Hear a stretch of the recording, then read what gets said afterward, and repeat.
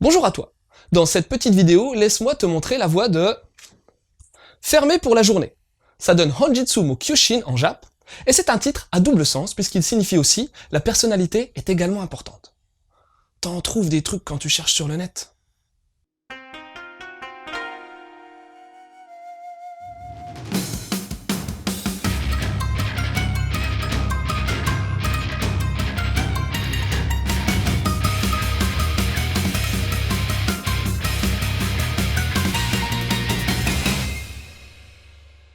Toute l'histoire prend place à Nasu, un village paumé dans la montagne japonaise. Là-bas, t'as une clinique hospitalière. C'est la plus haute du Japon, mais c'est aussi la plus misérable, ouais. C'est là que le docteur Mikawa bosse. Mais ce type-là, il est pas super motivé par son boulot. Son trip, c'est plutôt la pêche, alors il lui arrive souvent de fermer sa clinique pour aller pêcher. De toute façon, il n'y a pas des masses de clients si tu vois ce que je veux dire. Et dans ce manga, tu vas suivre ses aventures, ses souvenirs et également la vie du village de Nasu qui regorge d'anecdotes plus touchantes les unes que les autres. Allez, c'est parti pour une immersion totale dans une pauvre campagne japonaise des plus poignantes.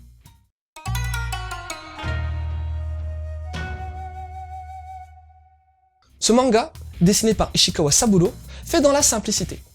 Mais attention, ça veut pas dire que c'est laid, bien au contraire. Il n'y a pas vraiment de relief sur les visages des persos, mais le trait colle parfaitement au propos du manga, à savoir la vie à la campagne. D'ailleurs, les décors sont vachement présents et bien travaillés. Ça rend l'immersion instantanée avec la petite touche de douceur et de poésie qui va bien. Pour ce qui est de la réalisation, là aussi, il n'y a pas de chichi. Les découpes sont simples et vont à l'essentiel. Il y a beaucoup de plans épaules, car le manga va s'intéresser à fond aux personnages. Bon, ça manque d'originalité, mais quand tu veux montrer la vie quotidienne, à mon avis, c'est ce qu'il faut. Pour l'édition en elle-même, Black Box a fait de l'excellent taf. La couverture est non amovible, mais l'illustration est identique à celle de la VO, à ceci près que la teinte générale diffère. On a les onomatopées Jap présentes, avec une traduction très discrète à côté, et ça, j'aime.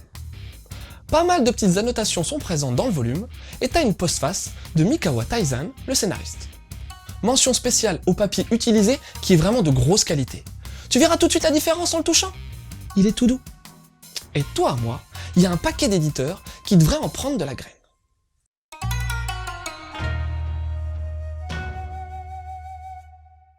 Ishikawa Saburo, c'est pas un mangaka comme les autres. Il a commencé à la fin des années 70 dans le Shonen Jump, mais il s'est rapidement spécialisé dans le Seinen, où il s'attarde fortement à retranscrire les sentiments humains. Il a bossé pour plein d'éditeurs et a plus d'une centaine de mangas à son actif, respect. Avec Fermé pour la journée, qui date de 97 au Japon, il a donné vie aux histoires de Mikawa Taizan, un ancien médecin reconverti en écrivain. Ce titre semble donc être en partie autobiographique et je me suis régalé avec. Chaque chapitre est une histoire indépendante. C'est assez casse-gueule à mettre en place sur le long terme, mais sur ce volume 1, c'est très réussi. La structure est assez simple et répétitive, on plante le décor et l'époque, de manière assez poétique d'ailleurs, on met en place les nouveaux personnages qui vont intervenir, et le docteur interagit avec, sans forcément les soigner. La présentation du village est superbe et l'immersion totale. Mais le petit truc en plus, le machin qui rend ce manga attachant, le bidule faisant la marque des grands mangas, c'est la qualité des personnages. T'as tout, et leur développement, bien que rapide sur quelques pages, provoque nécessairement l'empathie. Que ce soit la gogo danseuse, les deux gamins misérables, le policier amoureux, le mec aux grosses gags, ouais, ou bien les bébés hiboux, chacun est attachant à sa façon. C'est limite si parfois ça donne pas envie de pleurer, car il y a un truc qui est très bien représenté dans ce manga, c'est la pauvreté et la simplicité de vie. C'est une des marques de fabrique d'Ishikawa, mais ça marche grave. On rentre en plein dedans et on s'attache forcément à tous ces persos évanescents qui disparaîtront à la fin du chapitre, aussi vite qu'ils sont apparus.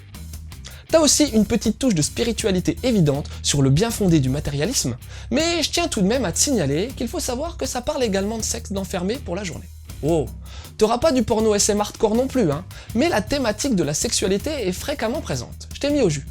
Enfin, au parfum plutôt, au parfum. Au final, Fermé pour la journée est un magnifique manga tout en sensibilité qui décrit avec justesse et empathie des moments simples, vrais, mais terriblement émouvants. À acheter les yeux fermés et à garder plus d'une journée. Pour enrichir ta lecture avec des titres dans le même style, va voir le manga qui a fait connaître Ishikawa en France et qui a l'air d'avoir marqué Alex Regrini, le boss de Black Box. Gabai, une sacrée mamie. C'est juste un manga génial qui rejoint Fermé pour la journée concernant la richesse d'une vie pauvre et simple dans la campagne japonaise. Après, même si c'est bien plus hardcore, faudrait que tu jettes un œil au Vagabond de Tokyo. Là aussi, t'as l'idée de vie pauvre et non basée sur le matérialisme. Et puis niveau trash, c'est carrément le niveau au-dessus de Fermé pour la journée, crois-moi. Enfin, si t'aimes les histoires de médecins non conventionnels, tu te dois de connaître le manga initial de Blackjack, celui de 1973 de Tezuka. Ce coup-ci, le médecin demande des sommes de ouf pour soigner des patients dont les cas semblent désespérés. Voilà, c'était Loud, j'espère que cette petite chronique t'aura donné envie de lire Fermé pour la journée. Je te laisse et continue de suivre la voie du manga.